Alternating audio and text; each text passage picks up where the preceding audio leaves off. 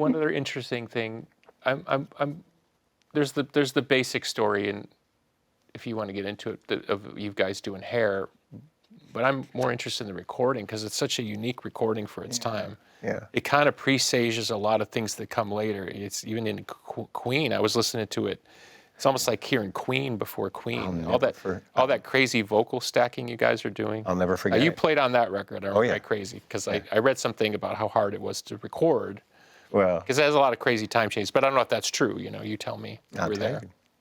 Okay, so we're approached by Carl Reiner, who is doing a 1,000-year-old man. Yes, exactly, and he's doing this special TV show called The Wonderful World of Pizzazz. And you fill my blanks in for me. So he says he wanted us to lip sync the song from the Broadway musical, and my brother Bill said, no. We'll record a version of it and we'll lip sync that, but we're not gonna, because Carl wanted us to have leathers and chains and long hair and stuff, because it would be the antithesis of the Cowsills image. The red, you guys had the red sweater vest. That was one of your looks. Yeah, no tuxedos right now, boys. So we had a blast, man. I owned that wig. I felt like Jack Bruce for like a whole day, and we got to keep the wigs and stuff. And I'd put it on when I'm alone. I want long hair like this, But I remember the recording very well, and in fact, Mix Magazine had called my brother Bob and wanted to do an article on the recording of Hair. And this is a funny thing. And Bob calls me up. He says, well, you and I are the only ones alive who were there for that, so you want to do this with me? I said, yeah, man, because I remember TG&G and Angel, the engineer Angel, and Bob goes, what are you talking about? We did it at United. I said, no, we didn't. We did it at this studio.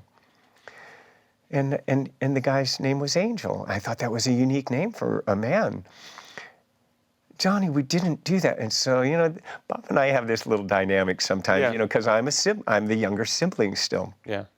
That never really goes away. Of course, yeah. And I said, I shut it down. I said, then you do the interview. I'm not going to join you on that. So you just go do whatever you want. He's telling me, well, look it on Wikipedia. I gave Ben Jordan a gold record. I said, okay, well, go, fine. So I was out of that interview. Yeah. So 2 days later, the guy from Mix Magazine calls me up. Hey, you want to do this interview? I said, no, I'm not doing it. My brother Bob's going to do it with you. Why? I said, because we disagree on where it was recorded. I said, so I'm not going to, it's not worth my energy. He says, well, this is easy. Just tell me what you know, and I'll check it out for you. I went, okay, he's a journalist. This is great. I said, okay, here's what I think. It was either TT&G or TGG. I said, and the building was a white stucco building, and it had a black stripe with this blue writing TG&G, and going up the stair outside up to the room.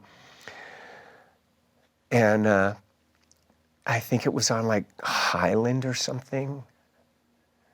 I said, and the engineer guy's name was Angel. So he called me back 2 hours later. He says, yeah, I just talked to Angel Ballester. Oh, my God.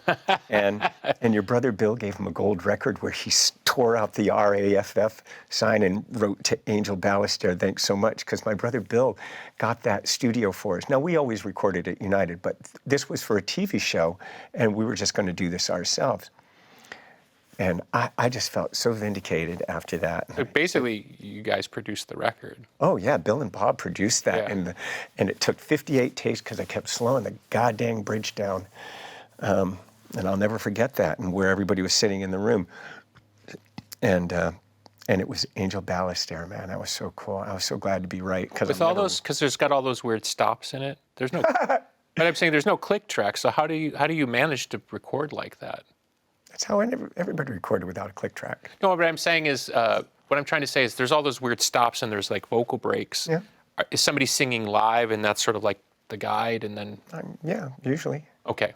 Yeah, just simple. We knew the song. I knew how it went. Yeah, I'm just saying I don't know how people recorded back then. We count the holes. And like everybody who tries to play that song, they always play the beginning wrong. So I think it's funny when they try to bring the drums in. So would you air count the hold or would somebody, yeah, okay. I'd count it out. Okay, yeah. Yeah. See, that's what I'm saying. I'm just trying to understand. Darling, 2, 3, ka-tika, give me a head with, so it was always like that. Yeah. Yeah. Such a cool record. Man. It holds up so well. Echo on the vocals, that was so cool sounding. And we didn't know it was going to be a single. We just recorded it for the TV show. The story goes that somebody took it to the label, and the label said, we don't want to release it. Exactly.